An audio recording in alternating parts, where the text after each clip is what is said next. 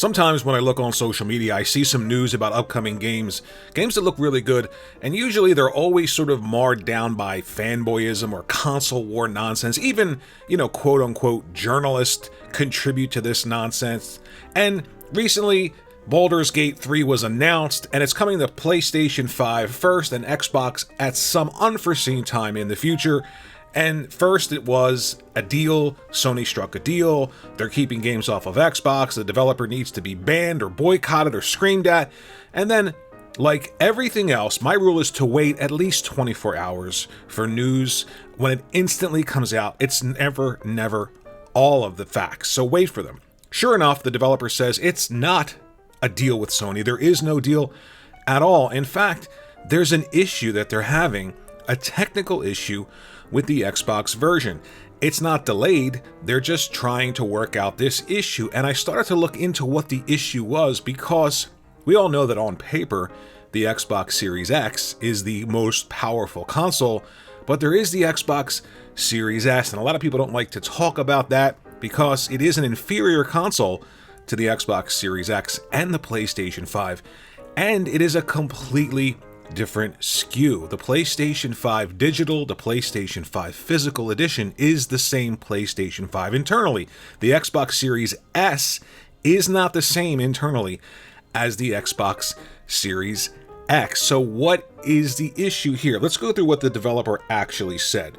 So they say, a note on Baldur's Gate 3 for Xbox. Hey all, thanks for all the hype and enthusiasm following yesterday's announcement that Baldur's Gate 3 is coming to PlayStation 5, day and date with PC on August 31st. Xbox players, we've seen your questions about when you can expect Baldur's Gate 3 on Xbox.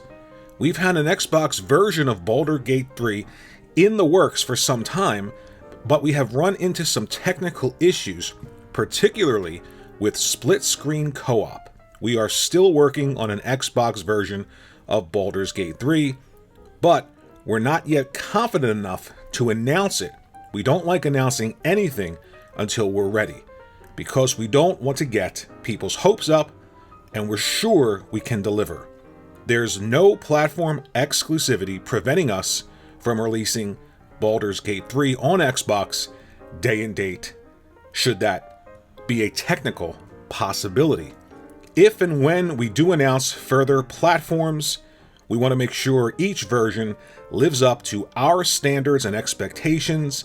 Thanks for understanding. So they talk about a technical issue, and then they go into the specific detail of that issue. They talk about split screen co-op.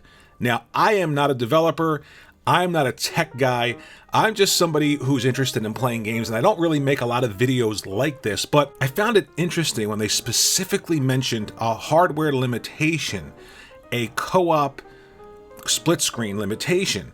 And if the Xbox Series X is the most powerful system ever, let's throw that away. The Xbox Series X and the PlayStation 5 are capable of doing basically the same thing. So logically, if you think about it outside of social media, fanboy console war stuff, what could the technical limitation be with split screen co-op? It has to be the fact that in the ecosystem of Microsoft and Xbox, there has to be that Xbox Series S version. And the Series S specs are much less than the Xbox Series X. And more importantly, the RAM in the box is less than the Xbox Series X. So logically, it would have to be the fact that they can't get split screen co-op to run properly.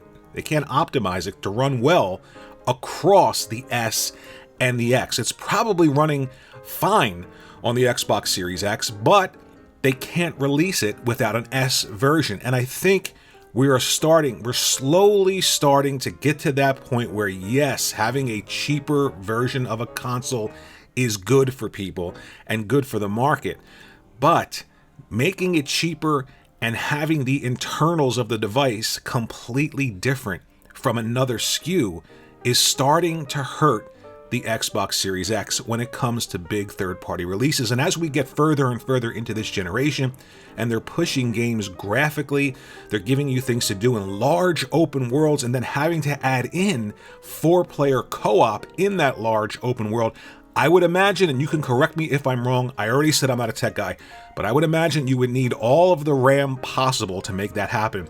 And if the PlayStation 5 has it, and it's doing it, and the PlayStation 5 has less RAM than the Xbox Series X, but more RAM than the Xbox Series S, then it's got to be an issue with the Xbox Series S having less RAM than both the PlayStation 5 and the Xbox Series X. That's a lot to listen to and get through, but I feel like it's probably an issue with the S. And I'm wondering, do you feel like it was a good move? Do you feel like the S is still something that Microsoft should be pushing? Because clearly that's all they're pushing. They're pushing the S because they want this digital domination. They don't want you to buy your games. They want you to rent your games through Game Pass, and Xbox Series S is the best way to force consumers into that.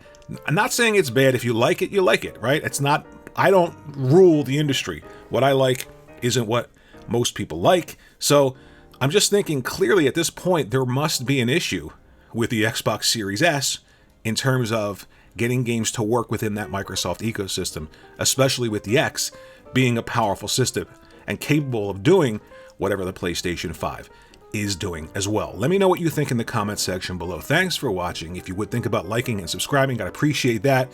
And I'll see you all in the next video.